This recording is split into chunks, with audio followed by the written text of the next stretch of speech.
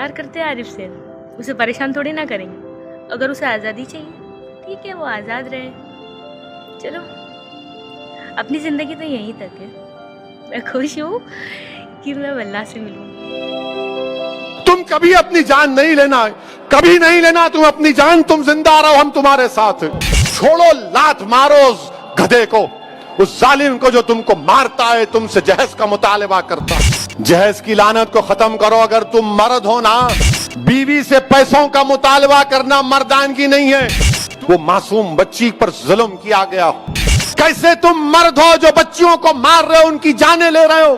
تم دنیا کو دھوکہ دے سکتے ہو مگر اللہ کو نہیں دیکھ سکتے۔ میں تو اللہ سے دعا کروں گی اللہ تم کو غارت کرے تم لوگوں کو۔ ارے اسلام میں جہیز کا مطالبہ کرنا حرام ہے، حرام ہے، حرام ہے۔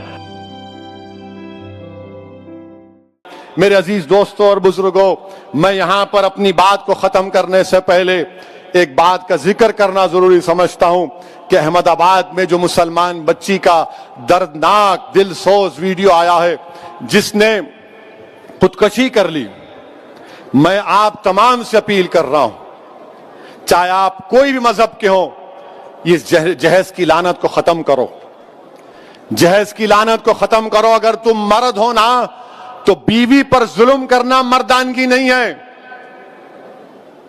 بیوی کو مارنا مردانگی نہیں ہے، بیوی سے پیسوں کا مطالبہ کرنا مردانگی نہیں ہے۔ تم مرد کہلانے کے بھی لائق نہیں ہوگا اگر تم ایسی حرکت کرو گے۔ وہ معصوم بچی پر ظلم کیا گیا، وہ تنگ آ گئی جہیز کی لعنت کی، جہیز کا مطالبہ اس آدمی کے مارنے اور پیٹنے پر، اور اس نے اتنا بڑا اقدام کر لیا۔ شرم آنی چاہیے ان گھر والوں کو جنہوں نے ہماری اس بیٹی کو مجبور کیا۔ میں تو اللہ سے دعا کروں گی اللہ تم کو غارت کرے تم لوگوں کو۔ ہر باپ کی تکلیف تم نہیں سمجھ سکتے۔ اگر کوئی باپ خبر میں جاتا ہے، میں کئی ایسے لوگوں کو جانتا ہوں جو زندگی کی آخری سانسیں لیتے ہیں اور اپنا ہاتھ پکڑ کر دھیمی سی آواز میں کہتے ہیں اسد صاحب بچی کی شادی ہے، انتظام کرا دو، مرنے سے پہلے کچھ ہو جائے۔ کیا ہو رہا ہے ان لوگوں کو؟ کتنے عورتوں کو تم مارو گے؟ کیسے تم مرد ہو جو بچیوں کو مار رہے ہو، ان کی جانیں لے رہے ہو؟ کیا تم میں انسانیت مر چکی ہے؟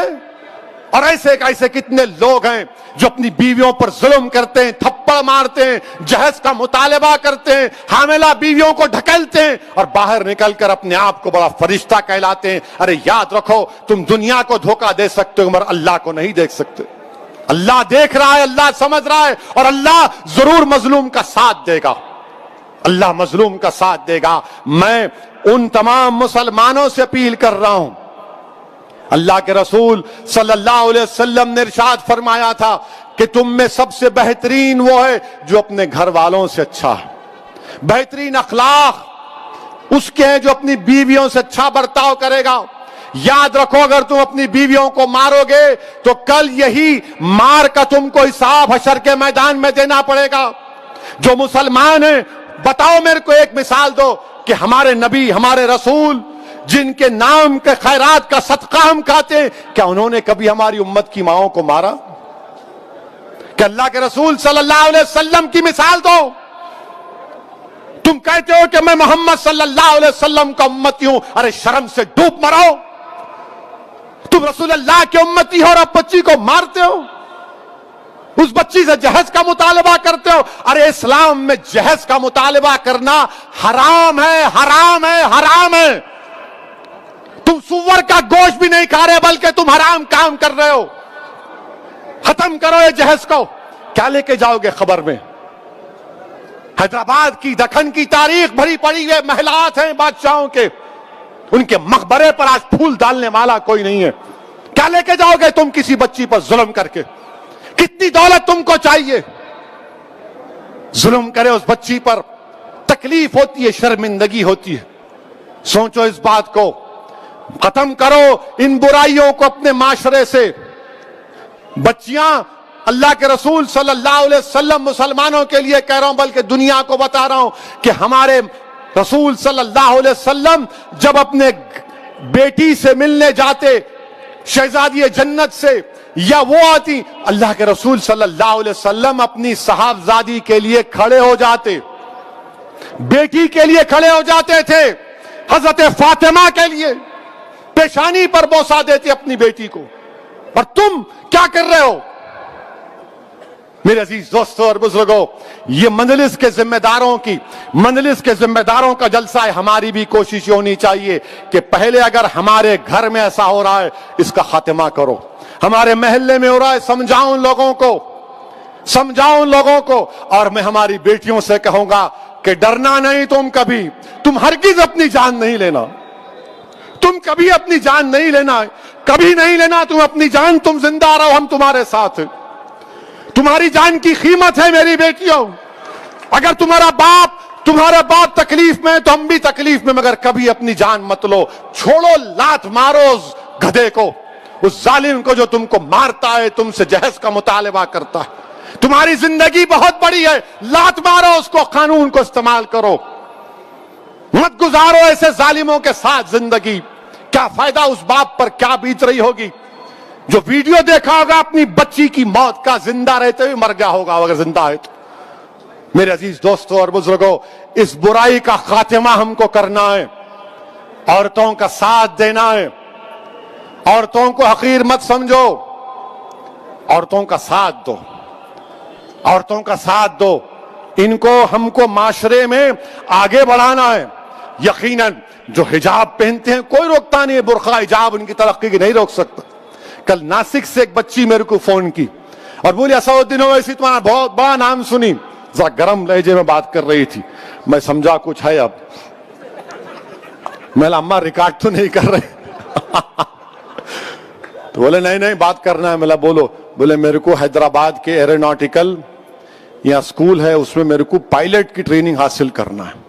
मैं उसके इम्तिहानात पास कर ली, मेरी फीस 20 लाख है, आप क्या मदद कर सकते?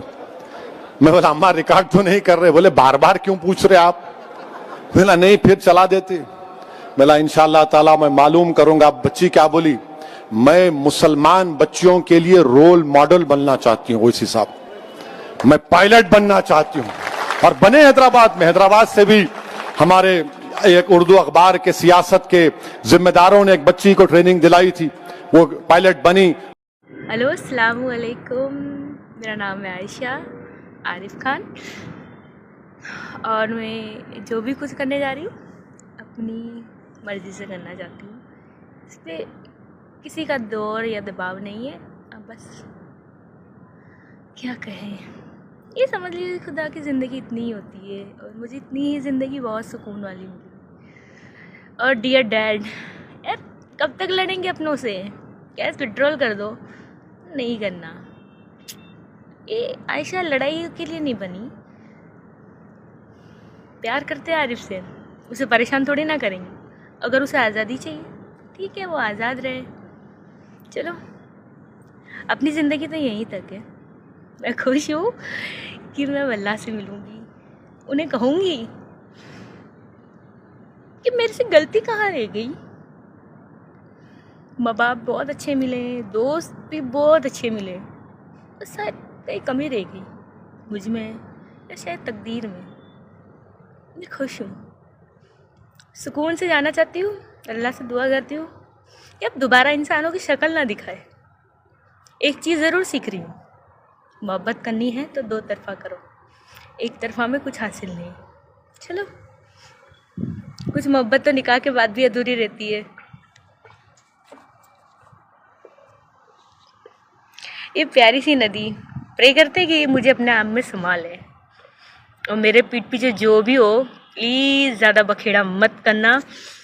मैं हवाओं की तरह बस बहना चाहती हूँ और बहते रहना चाहती हूँ, इसी के लिए नहीं रुकना। मैं खुश हूँ आज के दिन कि मुझे जो सवाल के जवाब चाहिए थे वो मिल गए, और मुझे जिसको जो बताना था सच्चाई वो बता चुकी। बस काफ़ी है। Thank you. और मुझे दुआओं में याद करना, क्या पता जन्नत मिले या नहीं मिले। चलो, अलविदा।